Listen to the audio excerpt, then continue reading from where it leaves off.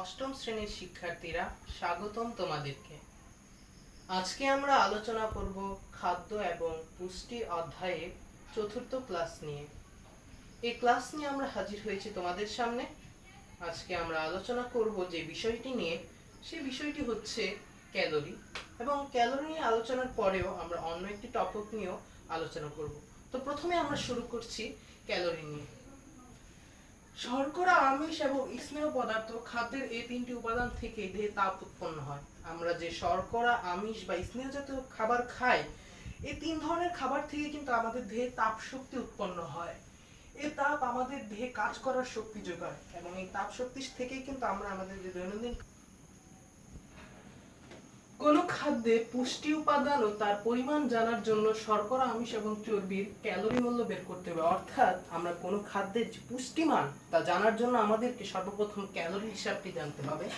এক্ষেত্রে ভিটামিন, খনিজ লবণ এবং পানির ক্যালোরি মূল্য শূন্য হিসেবে ধরে হিসাব করতে হয়। অর্থাৎ ভিটামিন, খনিজ লবণ এবং পানি এগুলো থেকে কিন্তু আমরা কোনো তাপ শক্তি পাই না, তাই এদের ক্যালোরি মূল্য কিন্তু শূন্য হবে। পাশে আমাদের চার্ট একটি দেখতে পাচ্ছি, সেই চার্টে কিন্তু আমরা দেখতে পাচ্ছি শর্করা, আমিষ এবং চর্বি থেকে কি ধরনের শক্তি উৎপন্ন হয়।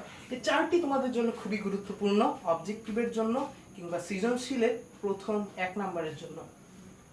1 গ্রাম শর্করা থেকে 4 কিলো ক্যালোরি শক্তি উৎপন্ন হয়। 1 গ্রাম আমিষ থেকেও কিন্তু 4 কিলো ক্যালোরি শক্তি উৎপন্ন হয়, কিন্তু চর্বি থেকে 9 কিলো ক্যালোরি শক্তি উৎপন্ন হয়। কেননা আমরা জানি চর্বি জাতীয় খাদ্য কিন্তু নিজেই তাপ উৎপন্ন করে, এজন্য চর্বির শক্তির পরিমাণ কিন্তু বেশি হয়। আমাদের দেহের ভিতর যে বিভিন্ন ধরনের কাজকর্ম চলে, এখানে দেখা আছে যে খাদ্য পরিপাক, শ্বসন, সংবহন, এই সব কিন্তু বিপাক ক্রিয়ার অন্তর্ভুক্ত। আর এই সকল বিক্রিয়া চালানোর জন্য কিন্তু আমাদেরকে অনেক শক্তি ব্যয় করতে হয়। এই শক্তিটা কিন্তু আমরা পাই এই শক্তিগুলো থেকে, শর্করা, আমিষ এবং চর্বি থেকে আমরা যে শক্তি পাই, সেই শক্তি থেকে কিন্তু আমরা এই বিপাক ক্রিয়াগুলো চালাই। বিপাক ক্রিয়া চালানোর জন্য যে শক্তি প্রয়োজন হয় সেটার নাম হচ্ছে মৌল বিপাক। এই সংজ্ঞাটি তোমরা তোমাদের বইয়ে আন্ডারলাইন করে রাখবে, কেননা এটি খুবই গুরুত্বপূর্ণ একটি সংজ্ঞা। আবার শারীরিক পরিশ্রমে আমাদের শক্তি ব্যয় হয়, আমরা খাবার থেকে এই শক্তি পাই। অর্থাৎ আমরা যে পরিশ্রম করি কিংবা আমাদের যে শক্তি ক্ষয় হয়, সেই শক্তিটুকু আমরা পাই হচ্ছে খাবারের মাধ্যমে। খাদ্য থেকে দেহের ভিতর যে তাপ উৎপন্ন হয় তা আমরা ক্যালোরিতে প্রকাশ করি। 100 ক্যালোরিতে 1 কিলো ক্যালোরি। এই লাইনটি কিন্তু তোমাদের জন্য খুবই গুরুত্বপূর্ণ। 1000 ক্যালোরিতে 1 কিলো ক্যালোরি। তোমরা মনে রাখবে, এটা হচ্ছে কিলো ক্যালোরি, যেটা আমরা শক্তি পরিমাপের জন্য হিসাব করে থাকি। খাদ্যে তাপ শক্তি মাপের একক হলো কিলো ক্যালোরি। মনে রাখবে, খাদ্যে তাপ শক্তি মাপার একক হচ্ছে কিলো ক্যালোরি। দেহের শক্তির চাহিদা কিলো ক্যালোরিতে নির্ণয় করা হয়। অর্থাৎ শক্তির চাহিদাকে আমরা কিসে পরিমাপ করি? কিলো ক্যালোরিতে। তোমরা তোমাদের যে বই আছে সে বইয়ে কিন্তু তোমরা এটি দাগিয়ে রাখবে, যেহেতু তোমাদের এটি খুবই গুরুত্বপূর্ণ। তোমরা এই যে তোমাদের যে বই আছে সে বইয়ে তোমরা অবশ্যই এগুলো দাগিয়ে রাখবে। পরবর্তীতে আমরা যাচ্ছি, সবার ক্যালোরির চাহিদা কিন্তু একরকম হয় না। ক্যালোরির চাহিদা ব্যক্তিভেদে আলাদা হয়। আমাদের দেহে দুই ভাবে শক্তি ব্যয় হয়।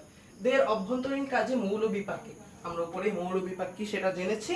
মৌল বিপাকের কারণে এক ধরনের শক্তি ব্যয় হয়, আর আমরা যে পরিশ্রম করি তার জন্য আরেক ধরনের শক্তি ব্যয় হয়। প্রতিদিন কার কত ক্যালোরি বা তাপ শক্তির প্রয়োজন হবে তা নির্ভর করে প্রধানত বয়স, দৈহিক উচ্চতা এবং দৈহিক ওজনের উপর। এই তিনটি বিষয়ের উপর ভিত্তি করে কিন্তু আমরা ক্যালোরির পরিমাণটি নির্ণয় করতে পারি। এছাড়া বিভিন্ন পেশা এবং স্ত্রী পুরুষ ভেদে দৈনিক ক্যালোরি চাহিদা কম বা বেশি হয়। বিভিন্ন পেশার মানুষ যারা বেশি পরিশ্রম করে তাদের ক্যালোরি চাহিদা অবশ্যই বেশি হবে। আবার পুরুষ স্ত্রী ভেদেও কিন্তু ক্যালোরির চাহিদা ভিন্ন হয়ে থাকে। এখানে আমরা একটি ছক দেখতে পাচ্ছি। এই ছকটি খুবই গুরুত্বপূর্ণ তোমাদের অবজেক্টিভের জন্য। এই ছকে কিন্তু আমরা দেখতে পাচ্ছি যে বিভিন্ন বয়স অনুসারে, বিভিন্ন ওজন অনুসারে কাদের কি পরিমাণ ক্যালোরির প্রয়োজন। এখানে শিশু, পুরুষ, নারী সবার ক্যালোরির পরিমাণটা তো দেওয়া আছে। তোমরা তোমাদের বই থেকে এই ছকটি ভালোভাবে মুখস্থ করবে এবং আত্মস্থ করার চেষ্টা করবে, কেননা এই ছকটি কিন্তু তোমাদের পরীক্ষার জন্য খুবই গুরুত্বপূর্ণ। এই ছক থেকে তোমরা গড় ওজন ভেদে এবং বয়স ভেদে ক্যালোরির পরিমাণটি আত্মস্থ করতে পারো এবং জানতে পারো। এটি তোমরা অবশ্যই বই থেকে দেখবে। আমি এখানে অবশ্য কিছু বোঝানোর নেই, তোমরা এটি মনে রাখার চেষ্টা করবে। একজন লোকের কি পরিমাণ শক্তি দরকার তা আমরা কোন কোন বিষয়ের উপর জানতে পারি? সেই বিষয়গুলো হচ্ছে মৌলবিপাক, দৈহিক ওজন এবং খাদ্যের প্রভাব। এক্ষেত্রে তিনটি বিষয় আছে। এই তিনটি বিষয় সম্পর্কে যদি আমরা জানতে পারি, এই তিনটি বিষয়ের উপর নির্ভর করেই কিন্তু একজন মানুষের কি পরিমাণ শক্তি দরকার তা আমরা বুঝতে পারি। দৈনিক খাদ্য আমাদের প্রয়োজন অনুযায়ী হওয়া উচিত। খাদ্য নির্বাচনের সময় আমাদেরকে লক্ষ্য রাখতে হবে যে খাদ্য থেকে দেহ যেন প্রয়োজনীয় পরিমাণ ক্যালোরি পেতে পারে, ভিটামিন, খনিজ লবণ এবং অন্যান্য প্রয়োজনীয় উপাদানগুলো যেন থাকে। অর্থাৎ আমরা যে খাদ্য খাবো সেই খাদ্যগুলো এমন হওয়া উচিত যেন খাদ্যের যে উপাদানগুলো রয়েছে সেগুলো যেন এর মধ্যে উপস্থিত থাকে এবং কোনো উপাদান যেন অবশিষ্ট না থাকে। অর্থাৎ আমরা এমন কোনো খাদ্য খাবো না যেটাতে শুধু শর্করা আছে বা শুধু আমিষ আছে, অথবা আমাদের এমন কোনো খাদ্য খাওয়া উচিত নয় যাতে শুধুমাত্র স্নেহ পদার্থ আছে। আমাদের এমন খাদ্য খেতে হবে যাতে বিভিন্ন রকম উপাদান থাকে যা আমাদের দেহের জন্য কাজে লাগবে। মূলত এটাই ছিল আমাদের ক্যালোরি নিয়ে আলোচনা। ক্যালোরি নিয়ে আলোচনার পরে এখন আমরা প্রবেশ করতে যাচ্ছি যে বিষয়টিতে, সেটি হচ্ছে ভিটামিন। ভিটামিন এটি কিন্তু খাদ্যের প্রধান উপাদান নয়। এটি খাদ্যের তিনটি উপাদানের পরেও যে বিশেষ তিনটি উপাদান রয়েছে, ভিটামিন, খনিজ লবণ এবং পানি, এর মধ্যে ভিটামিন হচ্ছে অন্যতম। ভিটামিনের অপর নাম হচ্ছে খাদ্যপ্রাণ। এখন আমরা ভিটামিন নিয়ে কিছু সাধারণ আলোচনা করব। বিভিন্ন পরীক্ষা নিরীক্ষার মাধ্যমে বিজ্ঞানীগণ প্রমাণ করেছেন যে খাদ্যে শর্করা, আমিষ, স্নেহ পদার্থ, খনিজ লবণ ছাড়াও আরো কিছু উপাদানের প্রয়োজন। অর্থাৎ আমরা যেই খাদ্য উপাদানগুলো পড়েছি সেগুলো বাদেও কিন্তু আরো কিছু সূক্ষ্ম উপাদান রয়েছে। অর্থাৎ এগুলো আমাদের খুবই কম পরিমাণে লাগে। এর অভাবে শরীর নানা রকম রোগে যেমন রাতকানা, বেরিবেরি, স্কার্ভি ইত্যাদিতে আক্রান্ত হয়। ভিটামিন বলতে আমরা ওই সব জৈব রাসায়নিক পদার্থকে বুঝি যা খাদ্যে সামান্য পরিমাণ উপস্থিত থাকে। আমি একটু আগেই বলেছি যে এগুলো খুবই সূক্ষ্ম পরিমাণে থাকে। ভিটামিন সমূহ প্রত্যক্ষভাবে দেহ গঠনে অংশগ্রহণ না করলেও এদের অভাবে ক্ষয়পূরণ, বৃদ্ধি সাধন বা তাপ শক্তি উৎপাদন ইত্যাদি ক্রিয়াগুলো সুসম্পন্ন হতে পারে না। অর্থাৎ এগুলো কিন্তু সরাসরি দেহ গঠনে অংশ করে না, কিন্তু অন্যান্য খাদ্য উপাদানকে দেহে যে পরিপাক ঘটায় সেগুলো ঘটাতে সাহায্য করে। অর্থাৎ অন্যান্য খাদ্য উপাদানগুলো দেহে যে কাজ সম্পন্ন করে সেগুলো ঘটাতে কিন্তু ভিটামিনগুলো গুরুত্বপূর্ণ ভূমিকা পালন করে থাকে। এখন আমরা দেখছি যে ভিটামিনের প্রকারভেদ। ভিটামিনকে দ্রবণীয়তার গুণ, অর্থাৎ দ্রবণীয়তা মানে দ্রবণ হওয়ার ভিত্তিতে ভিটামিনকে দুই ভাগে ভাগ করা হয়। প্রথমেই রয়েছে স্নেহ জাতীয় পদার্থে দ্রবণীয় ভিটামিন। এগুলো স্নেহ বা চর্বিতে দ্রবণীয় হয়। এই ভিটামিনগুলোর মধ্যে আছে vitamin A, vitamin D, vitamin E এবং ভিটামিন কে। আর পানিতে দ্রবণীয় ভিটামিন, এগুলো স্নেহ পদার্থে দ্রবণীয় হয় না কিন্তু পানিতে দ্রবণীয় হয়। এগুলোর মধ্যে আছে ভিটামিন বি কমপ্লেক্স এবং ভিটামিন সি। তো ভিটামিনের উৎস কি? গাছের সবুজ পাতা, কচি ডগা, হলুদ ও সবুজ বর্ণের সবজি, ফল ও বীজ ইত্যাদিতে ভিটামিন থাকে। অর্থাৎ আমাদেরকে যদি ভিটামিনের খোঁজ নিতে হয় তাহলে অবশ্যই আমাদেরকে সবুজ ফল কিংবা রঙিন শাকসবজি এগুলোতে আমরা ভিটামিন পেতে পারি।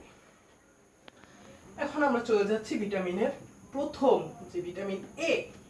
ভিটামিন এর উৎস অর্থাৎ ভিটামিন এ কোথায় আমরা পেতে পারি?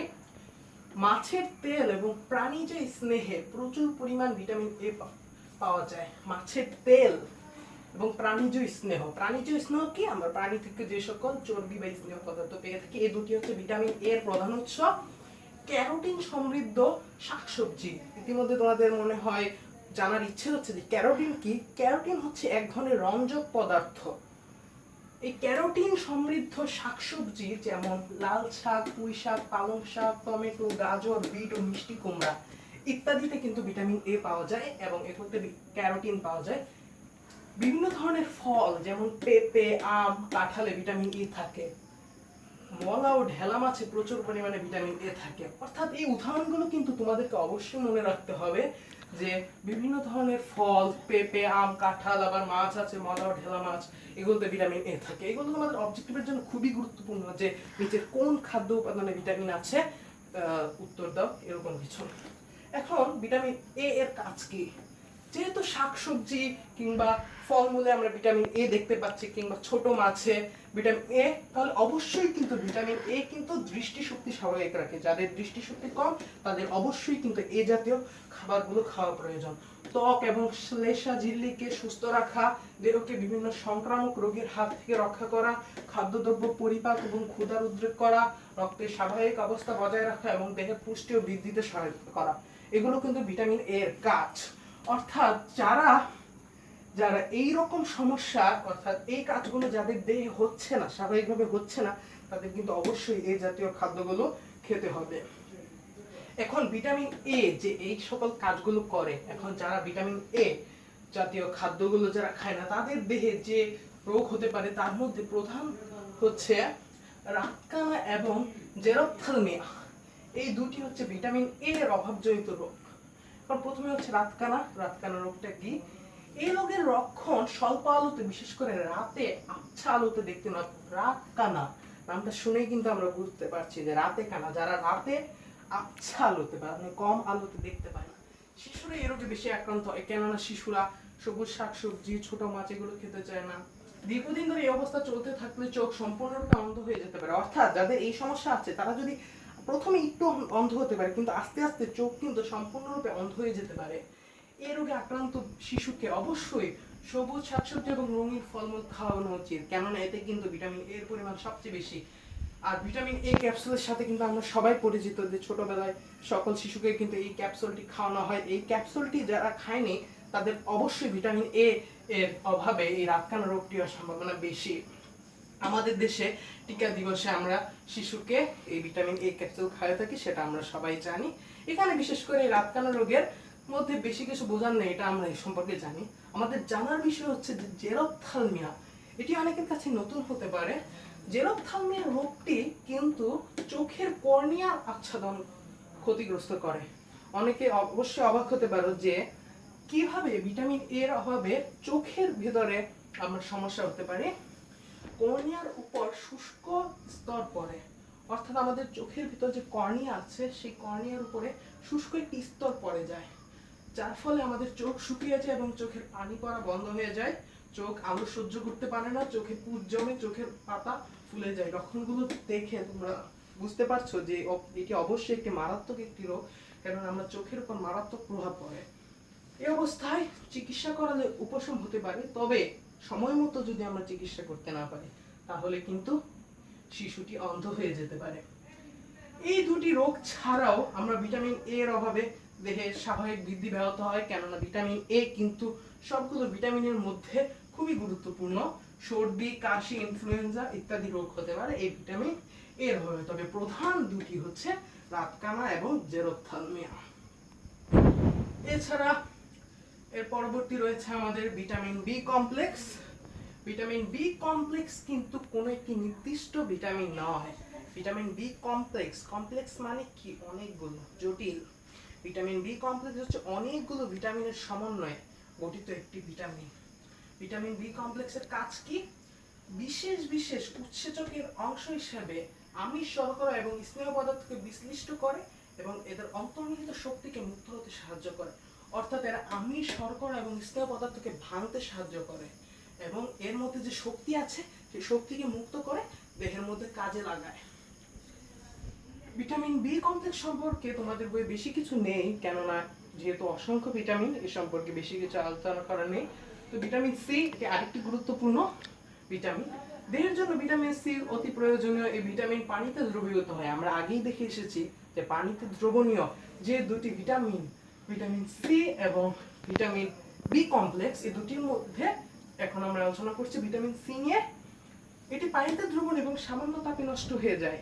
আমাদের দেহে যেহেতু তাপমাত্রা বেশি থাকে, সেহেতু ভিটামিন সি কিন্তু আমাদের দেহে জমা থাকে না, কারণ তাপমাত্রা বেশি থাকায় এটি কিন্তু নষ্ট হয়ে যায়, সামান্য তাপেই নষ্ট হয়ে যায়। টক জাতীয় ফল, ভিটামিন সি যে টক জাতীয় ফল থাকে এটা আমরা অবশ্যই সবাই জানি। টক জাতীয় ফল যেমন আমলকি, আনারস, পেয়ারা, কমলা লেবু, আমড়া, এগুলো হচ্ছে টক জাতীয় ফল। এগুলোতে প্রচুর ভিটামিন সি থাকে। এছাড়াও আমরা ফলমূল ছাড়াও এগুলো মনে রাখতে হবে যে সবুজ শাকসবজি, ফুলকপি, বাঁধাকপি, টমেটো, লেটুস পাতা থেকে আমরা ভিটামিন সি পাই। এই শাকসবজিগুলো থেকে কিন্তু আমরা ভিটামিন সি পেতে পারি। পাকা ফল অপেক্ষা কাঁচা শাকসবজি ও ফলে ভিটামিন থাকে। আমরা দেখেছিলাম যে পাকা ফলগুলো যেগুলো, সেগুলোতে ভিটামিন এ বেশি থাকে। আর কাঁচা সবজি ও ফলে থাকে ভিটামিন সি বেশি। ভিটামিন সি পেশি ও দাঁত মজবুত করে। যেহেতু একটি টক জাতীয় ফলে বেশি থাকে, এটি দাঁতকে মজবুত করে, ক্ষত নিরাময় এবং চর্মরোগ প্রতিরোধে সহায়তা করে, কণ্ঠনালী ও নাকের সংক্রমণ প্রতিরোধ করে। এটি হচ্ছে ভিটামিন সি এর কাজগুলি। পরবর্তীতে আমরা দেখতে পাচ্ছি যে ভিটামিন সি এর অভাবজনিত যে রোগ, প্রাপ্তবয়স্কদের দেহে আমরা ভিটামিন সি এর অভাবে যে লক্ষণগুলো আমরা দেখতে পাই, যে হাড়ের গঠন শক্ত ও মজবুত হয় না। ভিটামিন সি এর অভাবে হাড়ের গঠন শক্ত হয় না, মজবুত হয় না, হাড় দুর্বল এবং ভঙ্গুর হয়ে যায়। যেগুলো হাড় শক্ত হয় না, ভঙ্গুর হয়ে যায়, ত্বক খসখসে হয়, চুলকায়, এবং এটা একটি গুরুত্বপূর্ণ যে ত্বকে ঘা হলে সহজে তা শুকায় না। যেহেতু ভিটামিন সি ত্বককে শুষ্ক রাখে, ভালো রাখে, সেহেতু ভিটামিন সি এর অভাবে কিন্তু ত্বকে ঘা হলে তা কিন্তু সহজে শুকায় না। এছাড়া ভিটামিন সি এর অভাবে বিশেষ যে একটি রোগ, তার নাম হচ্ছে স্কারভি। এই স্কারভি রোগের মধ্যে কি কি হয়? আমাদের যে দাঁতের মাড়ি আছে, সেই মাড়িগুলো ফুলে যায়, দাঁতের গোড়া আলগা হয়ে যায়। এটি মূলত দাঁতের উপরে বেশি প্রভাব ফেলে। দাঁতের মাড়ি ফুলে যায়, দাঁতের গোড়া আলগা হয়ে যায়, এবং দাঁতের যে গোড়া আছে তা থেকে রক্ত পড়ে, দাঁতের এনামেল উঠে যায়। এনামেল হচ্ছে দাঁতের মাড়ির উপর যে বিশেষ একটি অংশ থাকে, সেটা হচ্ছে এনামেল। এবং অকালে দাঁত পড়ে যায়, অর্থাৎ নির্দিষ্ট সময়ের আগেই কিন্তু দাঁত পড়ে যায়। শিশু এবং বয়স্কদের এই রোগ বেশি হয়, কেননা তাদের দাঁতে অণুজীবের সংক্রমণ বেশি হয়ে থাকে। গ্রন্থি ফুলে যায় এবং মুখে ব্যথা হয়। যেহেতু দাঁতের মধ্যে সমস্যা, সেহেতু মুখেও এটা সংক্রমিত হয়। রক্তক্ষরণ সহজে বন্ধ হয় না, কেননা ভিটামিন সি এর প্রধান লক্ষণই হচ্ছে এটা, যে ভিটামিন সি এর অভাবে রক্তক্ষরণ সহজে বন্ধ হয় না, যেহেতু ঘা শুকাতে দেরি হয়। অন্যান্য রোগ, বিশেষ করে সর্দি কাশি খুব সহজে আক্রমণ করে। ভিটামিন সি হলে যেহেতু রোগ প্রতিরোধ ক্ষমতা কমে যায়, সর্দি কাশি ইত্যাদি খুব সহজে আক্রমণ করতে পারে। আর ভিটামিন সি করার জন্য কোনো ব্যক্তিগত কোনো উপায় নেই, নিজস্ব কোনো উপায়ের থেকে ডাক্তারের পরামর্শ নেওয়া খুবই জরুরি। পরবর্তীতে আমরা দেখছি যে ভিটামিন ডি, ভোজ্য তেল, দুগ্ধ এবং দুগ্ধ জাতীয় খাদ্য, বিভিন্ন মাছের তেল, ডিমের কুসুম, মাখন, ঘি, চর্বি এবং ইলিশ মাছ পর্যাপ্ত পরিমাণ ভিটামিন ডি পাওয়া যায়। এখানে অনেকগুলো উৎসের কথা বলা হয়েছে, তোমরা অবশ্যই এগুলো মনে রাখবে। কাজ, ভিটামিন ডি এর কাজ, অস্থি ও দাঁতের কাঠামো গঠন। ভিটামিন ডি একটি খুবই গুরুত্বপূর্ণ ভিটামিন অস্থির জন্য। হাড় তৈরিতে ভিটামিন ডি কিন্তু খুবই গুরুত্বপূর্ণ। অন্ত্রে ক্যালসিয়াম শোষণ বাড়ায়, রক্তের প্রবাহে ক্যালসিয়াম এবং ফসফরাসের মাত্রা নিয়ন্ত্রণ করে। ভিটামিন ডি এর সাথে কিন্তু ক্যালসিয়ামের একটি সম্পর্ক আছে, কেননা যাদের হাড়ের সমস্যা তাদেরকে কিন্তু ক্যালসিয়ামের ট্যাবলেট দেওয়া হয়, আমরা জানি। আর ক্যালসিয়ামের ট্যাবলেট দেওয়া হয় কারণ ওই ক্যালসিয়াম শোষণের মধ্যে কিন্তু ভিটামিন ডি গুরুত্বপূর্ণ ভূমিকা পালন করে। ভিটামিন ডি এর অভাবে কি হয়? ভিটামিন ডি এর অভাবে লোহা, অর্থাৎ যে আয়রনের শোষণ, সঞ্চয় এবং হিমোগ্লোবিন তৈরিতে বিঘ্ন ঘটে। অর্থাৎ আয়রনের পর্যাপ্ত পরিমাণ না থাকায় শোষণ, সঞ্চয় এবং হিমোগ্লোবিন তৈরিতে বিঘ্ন ঘটে। ভিটামিন ডি এর অভাবে যে প্রধান রোগটি আছে সেটির নাম হচ্ছে রিকেটস। রিকেটস রোগের লক্ষণগুলো হচ্ছে ভিটামিন ডি ও ক্যালসিয়ামের অভাবে শিশুদের হাড় নরম হয়ে যায় এবং বৃদ্ধি ব্যাহত হয়। ভিটামিন ডি এবং ক্যালসিয়াম যেহেতু দুটোই প্রায় একই রকম কাজ করে, সেহেতু এই দুইটার অভাবেই কিন্তু রিকেটস রোগটি হয় এবং শিশুদের হাড় নরম হয়ে যায়, কেননা ভিটামিন ডি এর প্রধান কাজই হচ্ছে হাড় শক্ত করা। আর যেহেতু ভিটামিন ডি নাই, সেহেতু হাড় নরম হয়ে যায় এবং হাড়ের বৃদ্ধি ব্যাহত হয়। পায়ের হাড় ধনুকের মতো বেঁকে যায় এবং দেহের চাপে অন্যান্য হাড়গুলো বেঁকে যায়।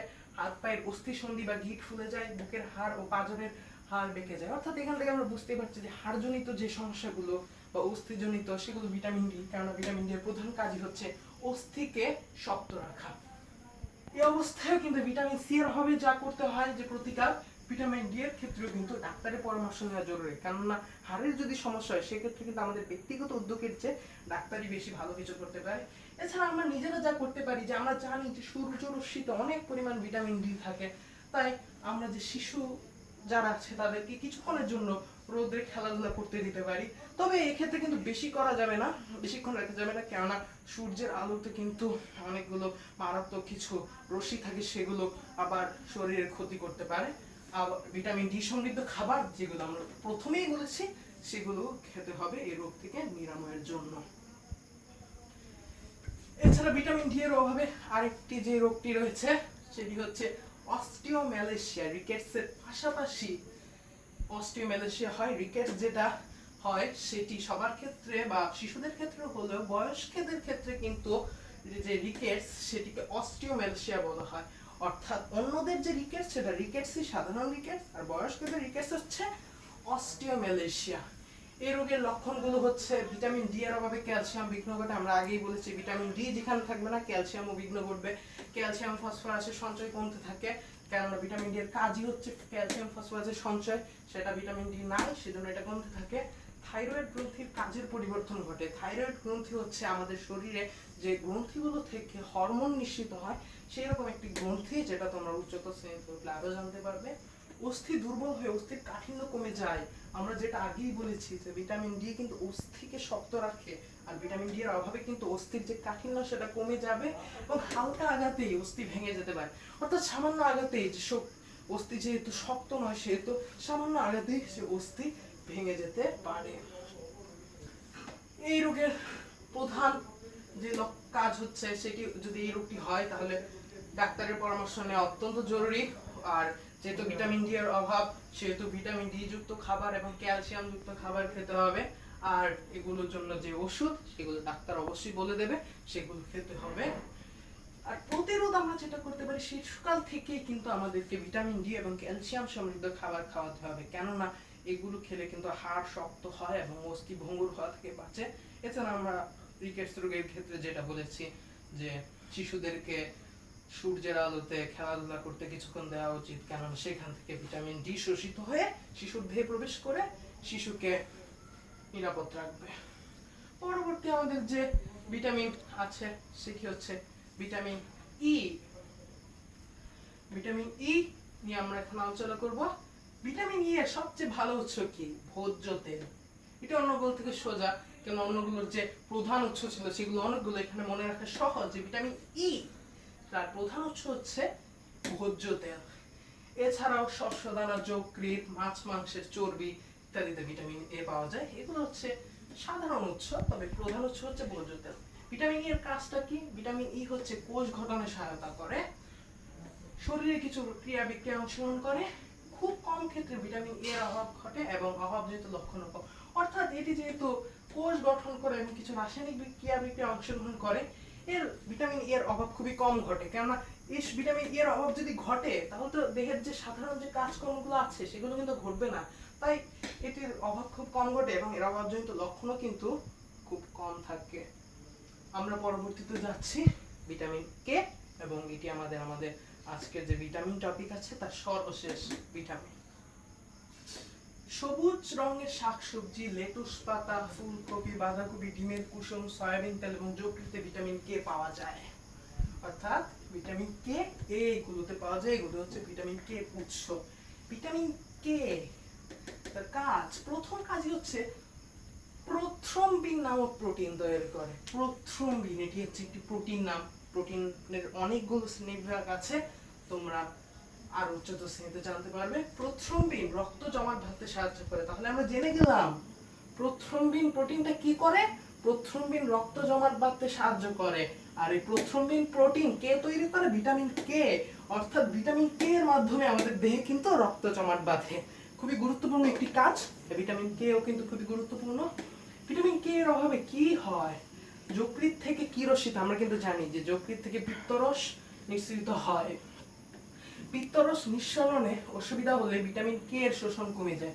এখন যদি পিত্তরস নিঃসরণে কম হয় তাহলে ভিটামিন কে এর শোষণ কমে যায়। ভিটামিন কে এর অভাবে ত্বকের নিচে দেহাভ্যন্তরে যে রক্তক্ষরণ হয় তা বন্ধ করার ব্যবস্থা না নিলে রোগী মারা যেতে পারে। এখন ভিটামিন কে এর অভাব হলে রক্ত জমাট বাঁধবে কে? আর রক্ত যদি জমাট না বাঁধে সব রক্ত বের হয়ে যাবে, তাহলে কিন্তু রোগীকে বাঁচানো যাবে না। এই ভিটামিনের অভাবে অপারেশনের রোগী রক্তক্ষরণ সহজে বন্ধ হয় না। যেহেতু ভিটামিন নাই তো রক্ত জমাটে বসতে পারে না, রক্ত বের হয়ে গেলে রোগী কিন্তু মারা যাওয়ার সম্ভাবনা থাকে। তো আমরা ভিটামিন নিয়ে আজকের যে আলোচনা সেটা আমরা শেষ করলাম। শিক্ষার্থীরা, আজকে আমরা যে দুটি টপিক নিয়ে আলোচনা করলাম, ক্যালোরি এবং ভিটামিন, এর মধ্যে ক্যালোরি কিন্তু তোমাদের যে বিভিন্ন রকম অঙ্ক আসতে পারে, গ নাম্বারের জন্য সেগুলোতে গুরুত্বপূর্ণ যে এত গ্রাম শর্করা দেওয়া আছে এবং এই শর্করার মধ্যে কত কিলো ক্যালোরি শক্তি উৎপন্ন হচ্ছে। ক্যালোরি নিয়ে সমস্যা খুব কথা নয়, তো ভিটামিন টপিকটা কিন্তু এই অধ্যায়ের অন্যতম বড় একটা টপিক। বিভিন্ন ধরনের ভিটামিন আছে, সেগুলোর উৎস আছে, কাজ আছে, এগুলোর অভাবে কি রোগ হয়, সেই রোগগুলোর লক্ষণ আছে, প্রতিকার আছে, প্রতিরোধ আছে, মানে অনেক বড় একটা বিষয়। এবং এই বিষয়গুলো জানার জন্য বলতে গেলে কি এগুলো আসলে মুখস্থ বা আত্মস্থ করা ছাড়া তোমার উপায় নেই, তুমি বারবার পড়তে হবে এই বিষয়গুলো, কোনটা থেকে কোনটা কি আলাদা সেগুলো বুঝতে হবে। আবার অনেক ক্ষেত্রে কিন্তু তোমরা মিলও পাবে, একই খাদ্যে বিভিন্ন রকম ভিটামিনও পাবে, তো সেগুলো তোমরা বুঝতে পারো, তো সেই অনুযায়ী তোমরা পড়তে পারো। আশা করি তোমরা পড়বে এবং ভালো করে এই অধ্যায়টি পড়বে আর মুখস্থ শক্তির উপর একটু বেশি জোর দিবে। তো শিক্ষার্থীরা, আজকের ক্লাসটি এ পর্যন্তই। তোমাদেরকে আমি একটি বাড়ির কাজ দিতে যাচ্ছি। বাড়ির কাজটি হচ্ছে যে বিভিন্ন প্রকার ভিটামিন যে আছে, এই ভিটামিনগুলোর কাজগুলি তোমরা একটি ছক আকারে লিখবে, যে বিভিন্ন প্রকার ভিটামিন সেগুলোর কাজগুলো আলাদা আলাদা কি কি, আর উৎসগুলো তোমরা মুখস্থ রাখার চেষ্টা করবে। উৎসগুলোই সমস্যা, সেগুলো অবজেক্টিভে আসতে সমস্যা হতে পারে। তো আজকে এ পর্যন্তই। আজকের ক্লাসটি উপভোগ করার জন্য তোমাদেরকে ধন্যবাদ। আশা করি পরবর্তী যে ক্লাস আছে সেটাতে আমরা এই অধ্যায়টি সম্পূর্ণ করতে পারবো। তোমাদেরকে ধন্যবাদ। আগামী ক্লাসে অবশ্যই দেখা হবে।